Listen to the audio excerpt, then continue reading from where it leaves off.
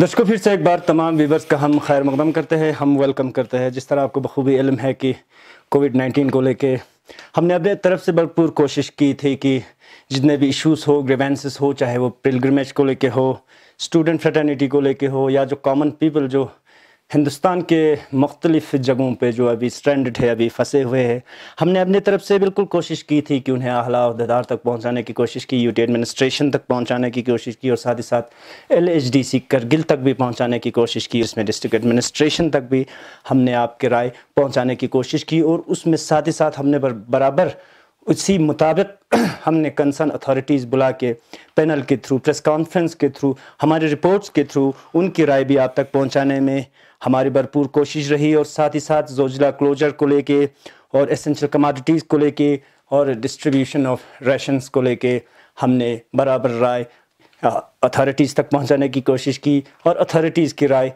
आप तक पहुंचाने की हमने भरपूर कोशिश की। और साथ ही साथ सोशल मीडिया के थ्रू भी आप लोगों को हमने अपडेट रखा, और आप लोगों की जो क्वेरीज है, क्वेश्चंस है, सोशल मीडिया से भी उठा के हमने आला ओहदेदार तक पहुंचाने की हमने भरपूर कोशिश की। तो इसी सिलसिले में इसी पे बातचीत के लिए, डिस्कशन के लिए और कोविड-19 की ओवरऑल मेजर प्रिकॉशंस को लेके हमारे साथ आज ऐसी एक शख्सियत जुड़ेंगे जो तारुफ के मोहताज नहीं, सीनियर NC लीडर है, और साथ ही साथ फॉर्मर साबिका MLA रह चुके हैं ज़ंस्कार, और साबिका मिनिस्टर भी रह चुके हैं फॉर्मर स्टेट में। और अगर हम हालिया बात करें, प्रेजेंट की अगर हम बात करें, तो चेयरमैन है chief executive councillor Ladakh autonomous hill development council Kargil, जनाब फेरोज अहमद खान साहब। बहुत बहुत शुक्रिया सर, आपने अपना कीमती टाइम निकालने के लिए। वेलकम करते हैं सर पूरी टीम की जानिब से। तो आपका टाइम ज़्यादा ज़ाया ना करते हुए सर, मेरा स्ट्रेट अवे यही पहला क्वेश्चन होगा सर, कोविड-19 को लेके एज ए चेयरमैन पूरे लीड कर रहे sir autonomous hill development council Kargil को, आप खत्ते लद्दाख में और बिलखुसूस करगिल डिस्ट्रिक्ट में आप कोविड-19 को आप किस तरह देखते हैं सर? देखिए हुसैन साहब, कोविड-19 पूरे लद्दाख में, मैं कहूँगा लद्दाख यूटी में जब शुरू हुआ आपका, तो पहले जो पॉजिटिव केस कुछ हमारे ले डिस्ट्रिक्ट से आए, उसके बाद जो है हमारे करगिल में भी 2 केसेस यहाँ पे पहले शुरुआत की मैं बात कर रहा हूँ हुआ। लेकिन उससे पहले जो है हमारे यूटी एडमिनिस्ट्रेशन कहें, डिस्ट्रिक्ट एडमिनिस्ट्रेशन काउंसिल, सब मिल के जितने भी हमारे स्टेक होल्डर्स थे आपका करगिल में, उन सब को हमने कोई कसर ये नहीं रखा कि कोविड-19 के बारे में उनको जानकारी देने के लिए कि उनसे हम कैसे बचा सकते, अपने आप को कैसे बचा सकते हैं। जिसमें आपके हमने हमारे जो स्टेक होल्डर्स हैं, मेनली रिलीजियस ऑर्गेनाइजेशन हैं, सोशल ऑर्गेनाइजेशंस हैं, जितने भी ऑर्गेनाइजेशंस हैं उनको हमने कॉन्फिडेंस में लिया, और हमने ये कहा कि कोविड-19 जो एक बीमारी है, ये कोई इतना खतरनाक बीमारी नहीं है। अगर हम इसको समझ लें तो ज़रूरत था लोगों को समझाने का, इसलिए पहले हमारा पूरा फोकस रहा अवेयरनेस पे, ताकि लोग ये समझ सकें कि वाकई ये बीमारी क्या है और हमें इससे कैसे बचना है। उसमें हम लोग काफ़ी हद तक कामयाब हुए, और उस कामयाबी के पीछे जैसे मैंने आपको कहा हर किसी ने सपोर्ट किया। इवन हमारे जितने भी जो पॉलिटिकल फिगर्स हैं, रिलीजियस फिगर्स हैं, वॉलंटियर्स हैं, NGOs हैं, उन्होंने हर किसी जगह पर समझाया। और जब उसके बाद हमें ये पता चला आ गया कि सोशल डिस्टेंसिंग जो है इसका मेन अपने आप को बचाने का तरीका है, तो इसलिए हमने जितने भी हमारे रिलीजियस ऑर्गेनाइजेशंस थे उनको एतमाद में लेकर जो हमारे रिलीजियस जो फंक्शंस होते हैं उसको सस्पेंड कराया। उसके बाद हर जगह अवेयरनेस कराया आपका, और उसके बाद हमारे जो सेटअप था आपका, उसके बाद साथ साथ तो इंफ्रास्ट्रक्चर भी डेवलप करना था आपका।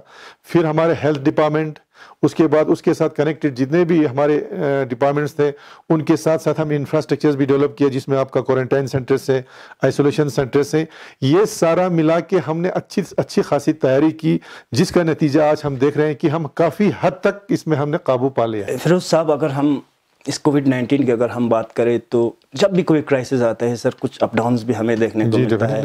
तो इस कोविड-19 को लेकर काफ़ी प्रॉब्लम्स भी क्रिएट हुए सर हाल ही में, और रिसेंटली आपने एक प्रेस कॉन्फ्रेंस भी आपने एड्रेस की, उसमें आपने मास रेजिग्नेशन तक की भी आपने बात की। तो साथ ही साथ अगर हम बात करें तो सर, ज़्यादा प्रॉब्लम जो हमें आ रहे थे पिलग्रिमेज और स्टूडेंट्स और जो फंसे हुए हैं हिंदुस्तान के बाकी हिस्सों में, उन्हें लेके आ रहे थे, तो उसका क्या आउटपुट रहा सर? हमने आज सुना सर की सोच के मुताबिक पहला जो फेस है पिलग्रिमेज का वो आज लैंडिंग करने है, but due to some weather disturbance आज कैंसिल हो गया। हम क्या समझे सर, वो प्रेस कॉन्फ्रेंस के बाद इसका जो आउटपुट है वो हमें देखने को मिल रहा है। उसके बाद आप आला अहदेदार से भी हमने मिलते देखा सर, चाहे लेह में हो, लेफ्टिनेंट गवर्नर साहब से हो, या आपने आगे भी बात की होगी। तो हम क्या समझे सर इस प्रेस को, नहीं तो अभी तक तो ऐसा कोई सिस्टम नहीं था सर कि पिलग्रिमेज को लाने का या स्टैंडर्ड को लाने का। हमें अब अच्छी खबर हमें अब सुनने को मिल रहा है सर कि कल से जो है पहला ये फेज पिलग्रिम्स का आएंगे, फिर उसके बाद आहिस्ता आहिस्ता स्टूडेंट्स को भी आने होंगे, फिर बाकी जो फंसे हुए। तो इस पे आप क्या कहोगे सर? देखिए हुसैन साहब, उसमें ये है कि कोविड-19 को लेके जो इश्यूज ये था कि ऑल ऑफ ए सडन जो है हमारे पूरे कंट्री में एक लॉकडाउन का डिक्लेयर हो गया, जिसकी वजह से हमारे जितने भी, हमारे ही नहीं बल्कि पूरे हिंदुस्तान में हम कहें, जो जहाँ था वहीं रह गए, चाहे वो स्टूडेंट हो, चाहे वो पैसेंजर हो या और पिलग्रिम्स हो। उसके अलावा आपका जो हमारे पेशेंट्स हैं वो जहाँ जहाँ रहे, जहाँ जहाँ थे वहीं रह गए बिकॉज ऑफ लॉकडाउन। उसके बाद हमारे जो पिलग्रिमेज थे, जो ईरान से एविकेट होके आपके हमारे राजस्थान में क्वारंटाइन में थे, अलग अलग जगहों में, या आपके गाजियाबाद में थे, तो हमारा कंसर्न ये था कि चूंकि उनका क्वारंटाइन पीरियड जो है कंप्लीट हो चुका था। बाकी हम ये बिल्कुल मानते हैं कि उसका एक अपना प्रोटोकॉल होता है कि कितने दिन का उनका क्वारंटाइन होता है। फिर सपोज अगर कोई पॉजिटिव आया तो उसके बाद फिर 14 डेज का क्वारंटाइन होता है। लेकिन हमारे कुछ ग्रुप ऐसे थे जिनका क्वारंटाइन पीरियड कंप्लीट होने के बाद, या सारा जो ग्रुप है वो पॉजिटिव होने के बाद भी मतलब उनकी सुनवाई नहीं हो रहा था। एक तो वो था आपका। दूसरा था कि जो हमारे स्टैंडर्ड स्टूडेंट हैं, पैसेंजर्स हैं, या जो हमारे एल्डरली पीपल हैं हर जगह, तो हम ये मानते हैं कि लॉकआउट के दौरान जो है कोई मूवमेंट नहीं होता है, जो हमारे एमएचए के गाइडलाइन में क्लियर कट है आपको। लेकिन हम उनसे ये गुजारिश कर रहे थे कि जब लॉकआउट पीरियड खत्म होगा उसके बाद फिर हमने कैसे लाना है, क्योंकि लाने के बाद इसमें एक इशू ये है आपका कि हमने क्वारंटाइन करना है या नहीं करना है, किसको क्वारंटाइन करना है, कहाँ करना है, किस तरह करना है, वो एक बहुत बड़ा एक इशू है जिसके लिए एक प्लानिंग की जरूरत है आपका। क्योंकि जितने भी कम से कम 1000-10,000 लोग जब हमारे यहाँ आ जाएंगे करगिल में, तो हमें ये देखना होगा कि हम इनको होम क्वारंटाइन करें, इंस्टीट्यूशनल क्वारंटाइन करें या हॉस्पिटल क्वारंटाइन करें। तो उसके लिए एक प्लान तो होना चाहिए, क्योंकि हम जब 10,000 आदमी इकट्ठे आप जब आ जाएंगे तो उनको आप कहाँ रखेंगे। इसलिए हमने ये कहा था कि आप उसके लिए एक रोड मैप बनाइए और पूरे जो हमारे कम्युनिटी के जो हमारे लीडर्स हैं उनको आप कॉन्फिडेंस में ले लीजिए, ताकि वो भी इसमें इन्वॉल्व होने के बाद क्या होगा आपका, अगर किसी को कहीं क्वारंटाइन करना होगा, हो सकता है कम्युनिटी का है कि हम अपने लेवल पे भी करें, पंचायत लेवल पे अगर स्पेस की कमी हो, उसके बाद फिर डिस्ट्रिक्ट लेवल पे। तो हमारा ये था कि आप लोग एक रोड मैप बनाइए जिसके तहत लोगों के माइंड में भी ये रहे कि हाँ भाई जब हमें जाना है तो हमें इस तरह से जाना है, हमें कहाँ क्वारंटाइन होना है। तो ये हमारा एक ये था मुद्दा, ये हमने उनके सामने रखा था कि इस पर आप लोग जरूर कुछ हमें रोड मैप जरूर दे दीजिए, नंबर 1 जी। नंबर दूसरा था आपका सबसे मेन जो था कि हमारे एसेंशियल कमोडिटीज को लेके, आपको खुद जानते हैं कि 6 महीने से हमारा रोड कट ऑफ है। उसके बाद जब रोड खुला तो गाड़ियों को मूवमेंट नहीं हुआ। उसके बाद जब मूवमेंट शुरू होने लगा तो फिर कहा जी यूटी एडमिनिस्ट्रेशन ने उस पर रिस्ट्रिक्शन लगाया, बोला कि आज 5 ट्रक आएगा, कल 10 ट्रक आएगा। तो उसमें हमने उनसे ये कहा कि इस पे कोई रिस्ट्रिक्शन नहीं होना चाहिए, एसेंशियल कमोडिटी की आप पूरे गाड़ियां छोड़ दीजिए। और इन्होंने कहा कि ट्रांसशिप होगा, हमने कहा ये भी फिजिबल नहीं है। लेकिन हम उनके बहुत मशहूर हैं, अभी उन्होंने 2-3 बातें हमारी बिल्कुल सुनी है, जिसमें एक तो उन्होंने कहा कि जो हमारे पिलग्रिम्स जो बाहर हैं उनको उन्होंने कहा कि हम फेस वाइज तरीके से उनको लाएंगे आपका, क्योंकि आपका उसमें भी 3 एजेंसीज का इन्वॉल्वमेंट है, मिनिस्ट्री ऑफ आपका एमएचए है, आपका आर्मी है, आपका एयरफोर्स है। जब तक ये तीनों का कोऑर्डिनेट होगा उसके बाद फिर एक यस होगा तब जाके लेना होता है आपका। तो उसमें काफ़ी हद तक हुआ आपका। उसके बाद इसके बारे में उन्होंने कहा कि हम एक रोड मैप ज़रूर बनाएंगे। हमने भी अपनी तरफ से एडवाइज़र साहब को एक डॉक्यूमेंट पेश किया कि हमारे पास एक रोड मैप है। उसके अलावा जो आपका एसेंशियल कमोडिटीज वाली बात थी उसमें उन्होंने वो सारे रिस्ट्रिक्शन हटा लिए। आपका ट्रक रिस्ट्रिक्शन पे, ट्रकों के रिस्ट्रिक्शन पे आप कोई रिस्ट्रिक्शन नहीं होगा मूवमेंट पे, ट्रांसशिप वाला भी उन्होंने हटा लिया। तो इसलिए हम उनके भी बहुत मशहूर हैं कि उन्होंने हमारी बातें सुनी, खासकर डिविजनल कमिश्नर साहब, क्योंकि डिविजनल कमिश्नर ही इस चीज़ों को देखते हैं, इस कमोडिटीज़ को। उन्होंने हमारी बात को समझा और जितने भी रिस्ट्रिक्शन उसमें थे उन्होंने उसको हटा लिया है। सर तो फाइनल ऑप्शन क्या होगा सर कि आज हमने सुना कि पिलग्रिमेज जो है फर्स्ट फेज़ आ रहा है, तो आपके मुताबिक अभी कुछ प्लानिंग, कुछ ऑप्शंस अभी नहीं है कि नहीं होम क्वारंटाइन करना है या गवर्नमेंट क्वारंटाइन, हॉस्पिटल क्वारंटाइन करना है या प्राइवेट होटल्स में रखना है? और आज आपका एक मीटिंग भी है सर इसी रिलेटेड, सरपंच इसको लेके, जी जी, काउंसिल के आला अहदेदार भी होंगे, डिस्ट्रिक्ट एडमिनिस्ट्रेशन के लोग भी होंगे, तो ऑप्शन क्या रखे होंगे सर? बाय द वे अगर आज आना हो तो उन्हें हॉस्पिटल क्वारंटाइन करना था या आपने रेस्पेक्टिव ब्लॉग्स भेजने। देखिए मैं आपको ये बताऊंगा कि एक्चुअली जो आज आने का प्रोग्राम था वो किसी को पता ही नहीं था इनका, इसीलिए ये मीटिंग आज रखा था। ये मीटिंग रखने का ये है, इसमें आपने खुद देखा होगा, इसमें कंसर्न काउंसलर है, यानी कि जिस एरिया के हमारे पिलग्रिम्स है उस एरिया का काउंसलर है, उस एरिया का सरपंच है, उस एरिया का बीडीसी का जो चेयरपर्सन भी है, और उसमें हमारे मेडिकल के सीएमओ साहब हैं, एसपी साहब हैं, डीसी साहब हैं। उस मीटिंग का मकसद ही है कि वो जब वहां से आए तो जो कम्युनिटी उनके लीडर्स हैं वो लोग डिसाइड करेंगे कि वो क्या चाहते हैं। बाद में वो ये ना कहे कि आपने क्यों यहाँ लाया, या ये ना कहे कि आप लोगों ने वहां क्यों रखा। जो भी होगा मीटिंग में सबको कॉन्फिडेंस में लेके एक डिसीजन होगा कि आया हम उनको करगिल में ही इंस्टीट्यूशनल क्वारंटाइन करें या कम्युनिटी लेवल पे करें या होम क्वारंटाइन करें। आपका कहने का मतलब है वो आज की मीटिंग के बाद फैसला ली जाएगी। तो जोजिला को लेके बार बार एक क्वेश्चन क्रिएट हो रहा था सर कि जोजिला तो ऑलमोस्ट खुल गए, आप लोगों ने काफी मशक्कत की, चाहे आप हो डिस्ट्रिक्ट एडमिनिस्ट्रेशन हो, यूटी एडमिनिस्ट्रेशन हो, बट श्रीनगर में ज्यादा ये वबा फैलने की वजह से असरात जो है वो करगिल में हमें देखने को मिल रहा है सर। तो सिमिलरली इसी तरह अगर हमारी जो कंटेनमेंट जोन्स की जो बात करें, एक है सांगू है सर, दूसरा शकर सिकतन जो कंटेनमेंट एरिया पॉलिसी के तहत उन्हें कंटेनमेंट बना दी गई है। स्पेशली अगर हम सांगू की बात करें तो सांगू अभी कंटेनमेंट जोन बना के अभी 30 दिन से ज़्यादा जा रहा है सर, तकरीबन 30-40 दिन में कंटेनमेंट जोन में जा रहा है। और साथ ही साथ इकोनॉमिकल लॉस काफ़ी उन्हें आ रहे सर। हमें बार बार आपसे रिक्वेस्ट की है कि ये सवालात जो है वो आपसे करें, और जितने भी लोग हैं फार्मर तबके के हैं, गरीब है सर, और बहुत सारे लोग जो है चाहे वो बिजनेसमैन हो या फार्मर हो लोन पे डिपेंड है सर। तो इन फ्यूचर कुछ डिस्ट्रिक्ट एडमिनिस्ट्रेशन या एलएचडीसी की जानिब से उन्हें कोई रिलैक्सेशन या कोई हेल्प बाद में दी जाएगी? देखिए हुसैन साहब, इसमें जो इकोनॉमिक लॉस हो रहा है वो पूरे कंट्री का हो रहा है। आप खुद जानते हैं लॉकडाउन तो सिर्फ करगिल में नहीं है, पूरे हर एरिया में, हर पूरे कंट्री में लॉकडाउन है, और बिजनेस लॉस जो है, इकोनॉमी लॉस जो है वो हर जगह हो रहा है। और अगर आप जब अभी कंटेनमेंट जोन की बात करते हैं, सिर्फ कंटेनमेंट जोन ही नहीं, गाड़ियां तो हमारे बाकी एरियाज में भी बंद हैं, दुकानें हमारे बाकी एरियाज में भी बंद है।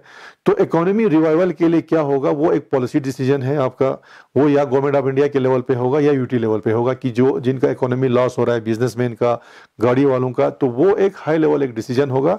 बाकी हम तो रिकमेंड कर सकते हैं, हम जरूर रिकमेंड करेंगे, काउंसिल रिकमेंडेशन दे सकते हैं बाकी वाकई, क्योंकि और हमारे बहुत से ऐसे टैक्सियां हैं जो आपकी श्रीनगर में फंसे हुए हैं, और वो है। उसके बाद जो कंटेनमेंट जोन की बात की आपने, संघों का जो पीरियड, वो जो प्रोटोकॉल के हिसाब से जो होगा आपका एक कंटेनमेंट जोन का कितना पीरियड होता है रखने का, वो उसी हिसाब से फैसला लिया जाएगा। जी सर, अगर आप पॉलिसी फ्रेमिंग की बात करें सर, जो स्ट्रैंडेड स्टूडेंट्स है, पिलग्रिमेज है, हमने इससे पहले भी देखा सर कि आप सेंटर में जाते हुए हायर अथॉरिटीज से आप मिलते, हमने देखा सर।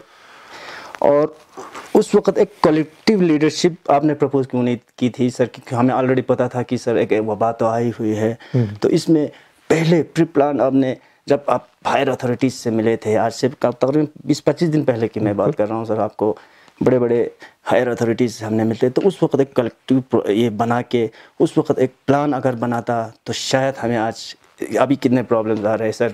उस वक्त ऐसा है, आपको उस वक्त प्लान बनेगा, उस वक्त किसके दिमाग में था कि ये लॉकडाउन होगा हिंदुस्तान में?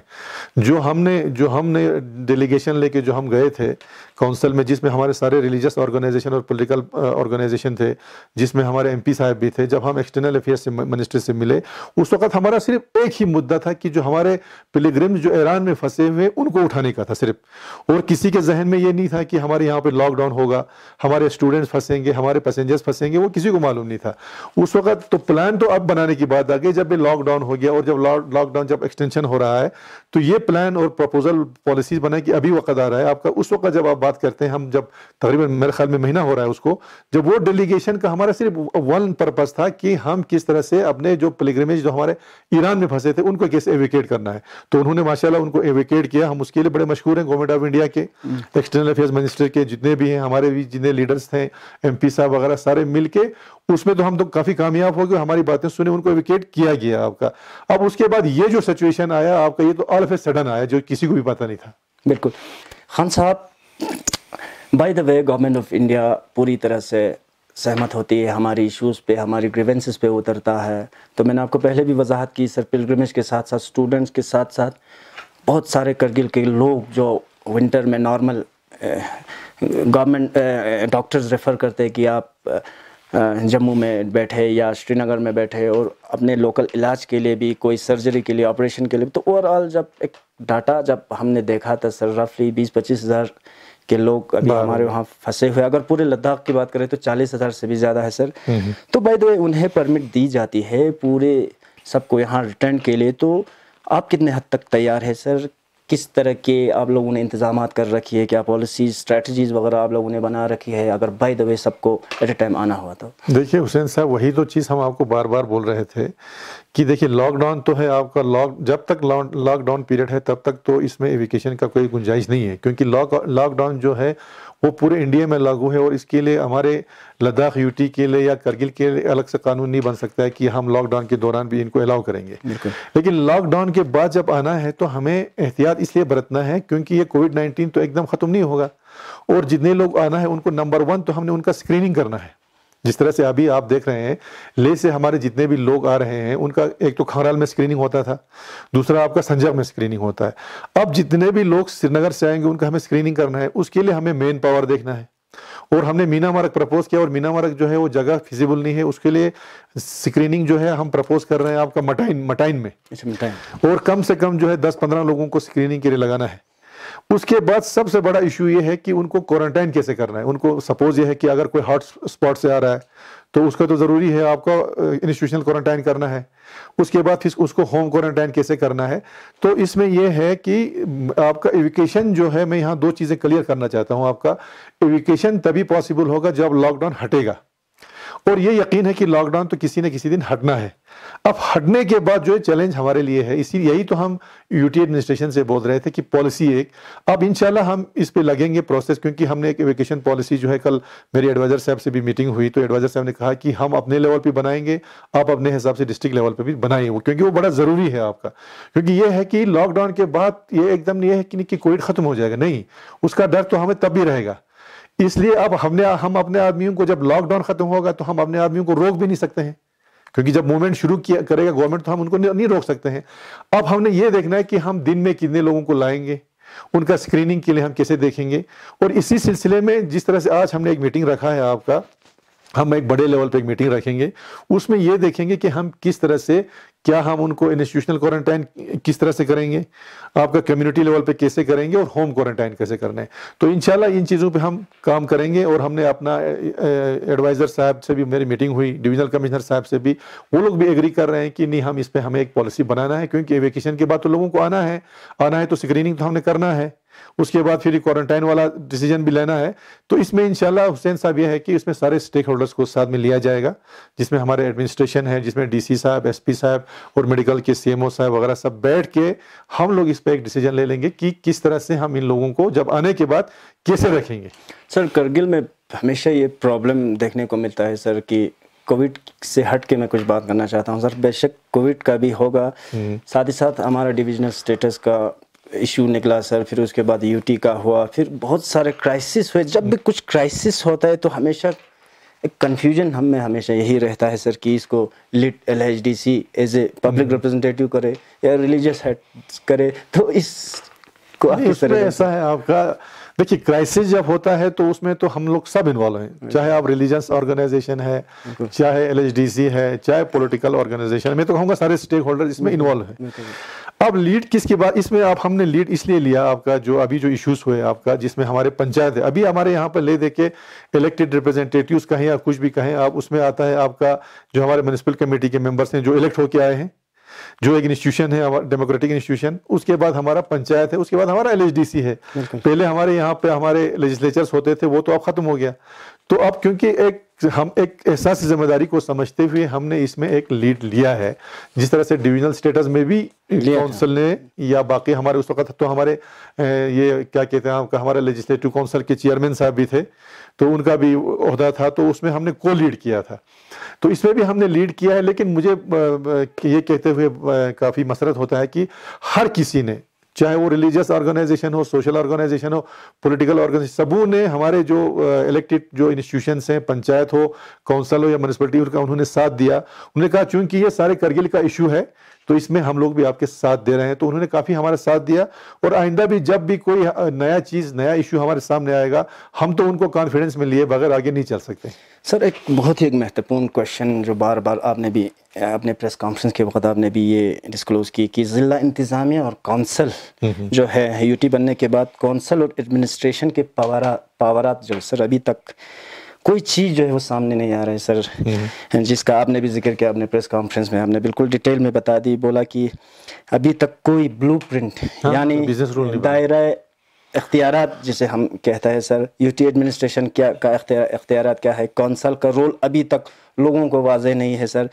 इस पे आपकी क्या स्टेटमेंट रहेगी? क्या आपने कुछ कोशिश की सर ओवरऑल इस इशूज़ को? नहीं, देखिए इसमें ऐसा है हुसैन साहब, कौंसल का अपना एक्ट जो है वो ऑलरेडी है।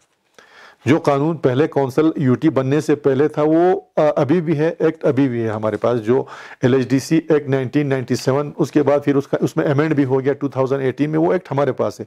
अब चूंकि यूटी एक नई चीज़ आ गई, यहाँ पे एक नया एडमिनिस्ट्रेशन आ गया, यहाँ पे यूटी सेक्रेटरीट आ गया, यहाँ पे डायरेक्टर्स आ गए, यहाँ पे लेफ्टिनेंट गवर्नर्स आया, तो इसलिए हमने उनसे ये कहा था कि पहले हम जेके गवर्नमेंट के साथ था तो अपना एक रोल हमारा डिफाइन था आपका।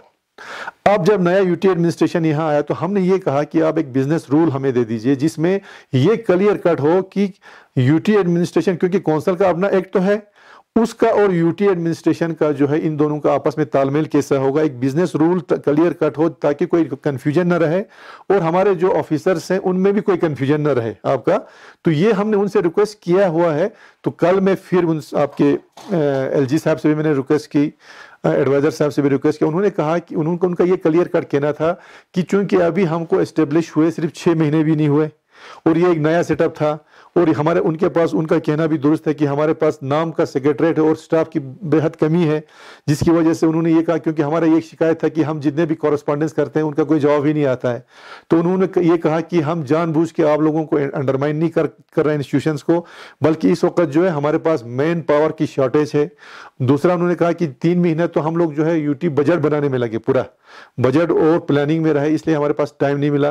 तो उन्होंने कहा आज के बाद जो भी कॉरेस्पॉन्डेंस होगा उसको बराबर रिस्पांस किया जाएगा, और उन्होंने कहा कि बहुत जल्दी, जितना जल्दी हो सके हम जो है एक बिजनेस रूल दे देंगे जिसमें काउंसिल का अपना एक पावर होगा और यूटी एडमिनिस्ट्रेशन का क्या होगा। और उन्होंने ये भी कहा कि हम एक मैकेनिज्म डेवलप करेंगे जिसमें हमें ये पता आ जाए कि यूटी और काउंसिल का एक रिलेशन जो रहे, क्योंकि दोनों का मकसद ये है कि overall development of Ladakh. Sir, as a chairman, आप जब फॉर्मर हमारे स्टेट थे तब भी आप चेयरमैन थे, यूनियन टेरिटरी में भी आप चेयरमैन हो, कितना डिफरेंस लगता है सर स्टेट में एज ए काउंसिल में काम करना और यूटी एडमिनिस्ट्रेशन में एज ए चेयरमैन काम करना? देखिए, स्टेट में भी जिस वक्त मैं एज ए CC जब आया उस वक्त में स्टेट में कोई पॉपुलर गवर्नमेंट नहीं था, उस वक्त भी गवर्नर रूल था आपका, लेकिन चलो हम स्टेट में थे तो आपका चल रहा था। उसके बाद आपका जो दोनों में फ़र्क हमें ये लगा स्टेट और इसमें, अभी चूंकि एक नया सेटअप है आपका, ये हमारा जो लद्दाख यूटी जो है एक नया सेटअप है, तो इसमें और इसमें अभी हमें ये काफ़ी टाइम, क्योंकि यूटी जो जेके स्टेट था उसमें जो अहदेदार थे, जो भी ऑफिशियल्स थे, उनको ये क्लियर कट पता था और एक मैकेनिज्म ऑलरेडी बना हुआ था, तो इसलिए हमें उस वक्त काम करने में काफ़ी आसानी हो रहा था आपका। अब चूंकि ये नया एक सिस्टम आ गया, नया सिस्टम आने के बाद इनको खुद से नया सिस्टम को सेटअप होने में टाइम लगता है, उनकी बात भी दुरुस्त है। तो मुझे लगता है कि अभी थोड़ा सा उनके कहने के हिसाब से थोड़ा स्ट्रीमलाइन होने में थोड़ा टाइम, कहने का मतलब है कि टाइम लगेगा, अभी ट्रैक पे आने में टाइम लगेगा, समझने में थोड़ा टाइम लगेगा। सर, कोविड से हट के और एक क्वेश्चन आ रहा है सर कि जम्मू कश्मीर और लद्दाख को यूनियन टेरिटरी बनने के बाद जो कश्मीर के जो कुछ अजाज़े थे, फॉर एग्जांपल एसेट्स जिसमें जेके हाउस थे सर, हमारे दिल्ली में थे, जम्मू श्रीनगर में जो जेके हाउसेस थे, उनकी तकसीमात का अभी तक कोई डिसीजन हुआ है कि नहीं सर? जिस तरह अगर हुआ है तो लेह और करगिल, अब तो हम फुल फ्लेज यूनियन टेरिटरी हो गए सर, अब लद्दाख हाउस बनना चाहिए हर जगह से, दिल्ली में हो, उसमें जाके जैसे आप लोग जाए, हमारी VIP जाके बैठे सर, हमारे पेशेंट जाए, या हम इमरजेंसी तौर पे स्टूडेंट्स या बाकी जो कॉमन लोग जो जाते हैं दिल्ली, जम्मू, श्रीनगर, तो इस टाइप के अभी तक लद्दाख हाउस को लेके जिस तरह पहले फॉर्मर स्टेट में जेके हाउस था, इस पे कुछ देखिए, इसमें आपका जब यूटी बना तो आपका एक कमेटी बनी थी आपका, जिसका नाम था कि distribution of assets and liabilities के नाम पे। वो कमेटी यहाँ पे 2 बार भी आ गई, लेकिन उस कमेटी का अभी तक कोई रिपोर्ट नहीं आया। वो कमेटी इसीलिए पर्पस से बना था कि जो हमारे एसेट्स हैं, पहले जब हम एक स्टेट था और अभी जब 2 यूटी बने, तो इन एसेट्स को किस तरह से डिवाइड किया जाए। आपकी बात सही है कि जैसे हमारा दिल्ली में एक जेके हाउस है, चंडीगढ़ में है, या इवन आपका हर जगह पे जहाँ पे मतलब स्टेट से बाहर जो भी प्रॉपर्टी उनका कैसे तकसीम किया जाए, लेकिन उस कमेटी की अभी रिपोर्ट बिल्कुल नहीं आई है। जब वो रिपोर्ट आ जाएगा तो उसी से ही हमें पता चल जाएगा कि जो हमारे प्रॉपर्टीज थे या एसेट्स थे वो किस तरह से डिवाइड होगा। लेकिन उसके अलावा जो हमारा ऑलरेडी है आपका, जैसे दिल्ली में करगिल भवन आपको पता है, ले में उनका द्वारका में उसके लिए ज़मीन जो है बाज़ाब्ता अलॉट हो गया, उसके लिए उन्होंने फंड्स भी रखा है। तो अगर ये सिचुएशन क्राइसिस जो अभी नहीं होता कोविड का, तो मुझे लगता है कि हमारे करगिल भवन का भी फाउंडेशन स्टोन लग गया होता। सर कुछ पॉलिटिकल रिलेटेड एक दो कुछ सवाल होंगे सर, उसके बाद मैं कंक्लूड करूँगा। नेशनल कॉन्फ्रेंस को आप किस तरह देखते हो सर? नेशनल कॉन्फ्रेंस की इसका फ्यूचर आप किस तरह देखते हैं सर? देखिए, नेशनल कॉन्फ्रेंस का मैं तो अभी तक ये कहूँगा कि मेरे नज़र में तो जिस तरह से था उसी तरह से है अभी। वो इसलिए है कि अभी फ़िलहाल तो ये है कि जब से आपका ये रीऑर्गेनाइजेशन ऑफ स्टेट होने के बाद हमारी लीडरशिप जो है आपको पता है वो लोग डिटेंशन में रहे, हमारा और उनका कोई मुलाकात जो है हमारी ऑर्गेनाइजेशन का नहीं हुआ कि हमें फ्यूचर में क्या करना है। और हमें ये है कि जब तक हमारे हाईकमांड से जब तक कोई डिस्कशन नहीं होगा तब तक हम करगिल डिस्ट्रिक्ट का जो नेशनल कॉन्फ्रेंस है कोई फैसला नहीं लेगा। ये हम हर बार बोल रहे हैं।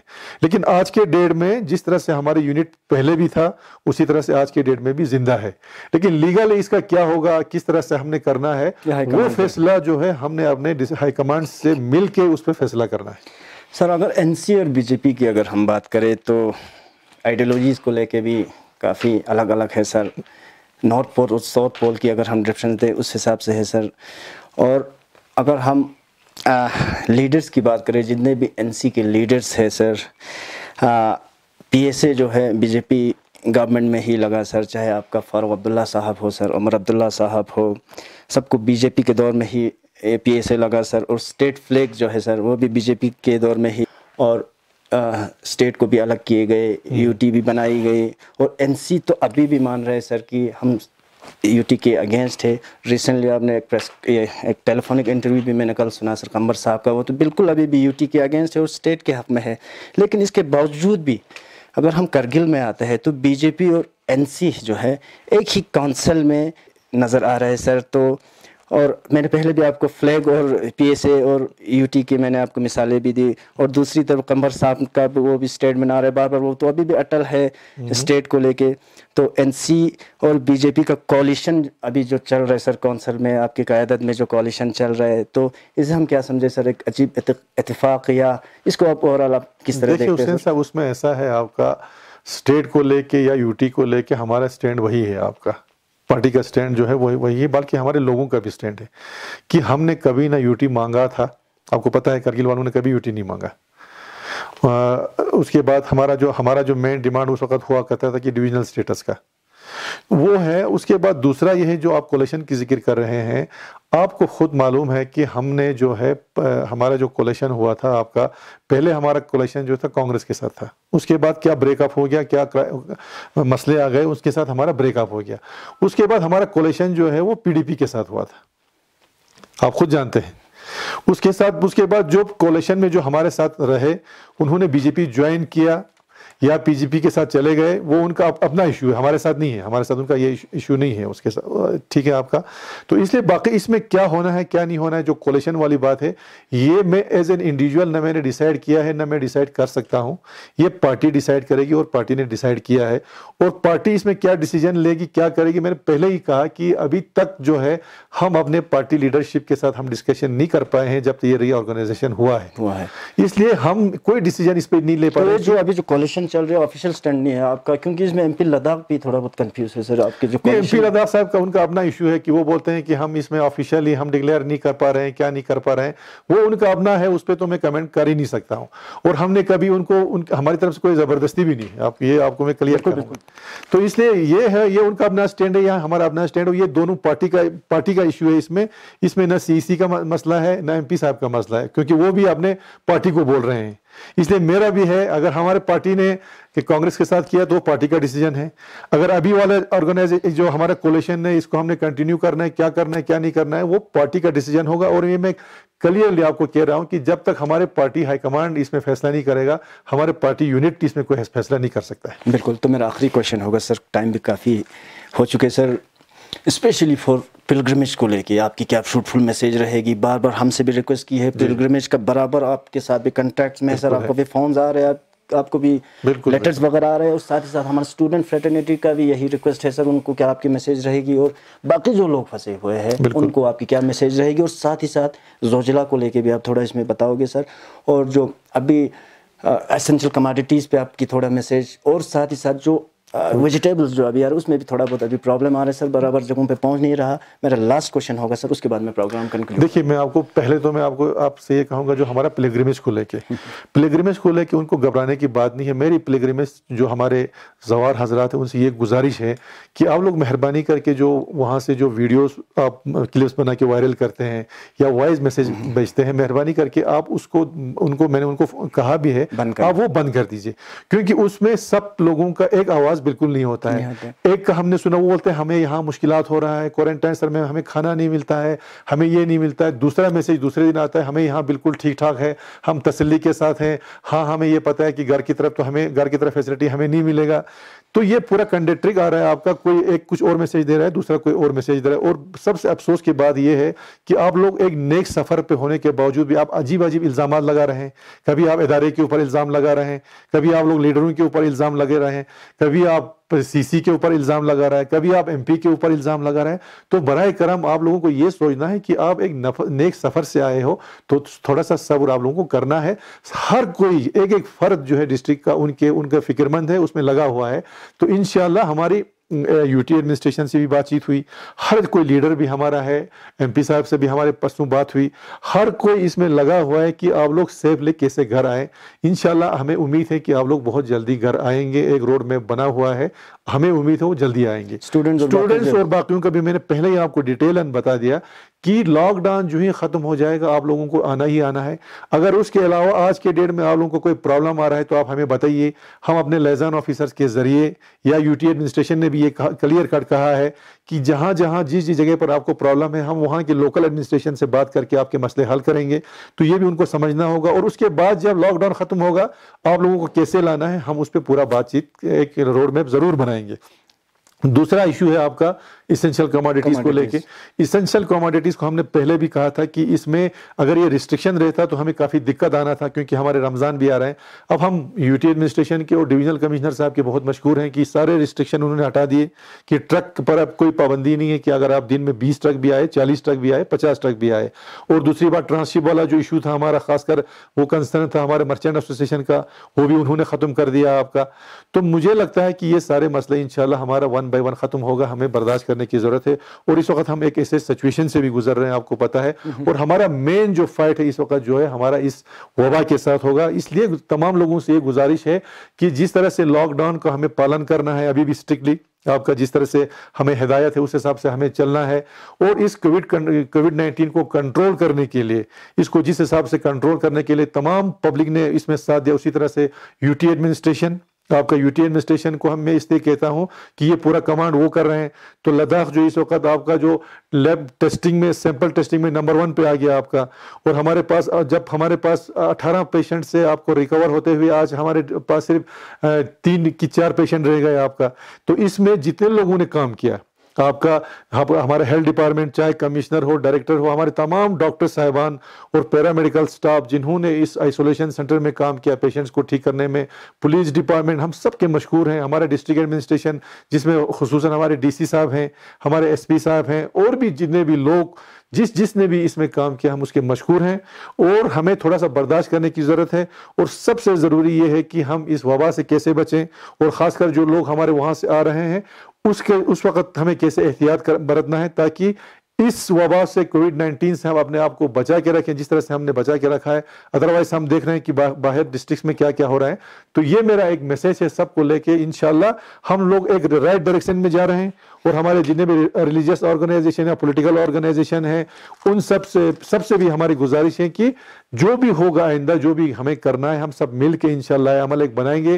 लेकिन सिचुएशन को देख के, अभी क्या हालात है उसको भी देख के हमें आगे चलना होगा, और सब मिल के UT administration, district administration, council, panchayat, सब मिल के हमने इस जो इमरजेंसी सिचुएशन हमारे पास यहाँ खड़ा हुआ है उसको हम कैसे ओवरकम करेंगे, दूर करने के इंशाल्लाह ये हम सब कोशिश करेंगे। बहुत बहुत शुक्रिया फिरोज साहब। तो ये थे जनाब फिरोज अहमद खान साहब। मैंने आपको पहले भी वजाहत की कि चेयरमैन है, chief executive counsellor Ladakh autonomous hill development council Kargil, जो डिस्कस कर रहे थे ओवरऑल कोविड-19 प्रिकॉशनरी मेजर्स को लेके और कितने हद तक LHDC काउंसिल जो है पिलग्रिमेज को, स्टूडेंट्स को और बाकी जो लोग फंसे हैं देश के विभिन्न क्षेत्रों में उन्हें वेवैकेट के लिए, और साथ ही साथ एसेंशियल कमोडिटीज़ और बाकी चीज़ों को लेके भी प्रॉपरली डिस्कस की, क्वारंटाइन को लेके डिस्कस की। तो अगले हफ्ते फिर मिलते हैं किसी और एक शख्सियत के साथ, किसी और एक पैनलिस्ट के साथ, किसी और एक पर्सनैलिटी के साथ।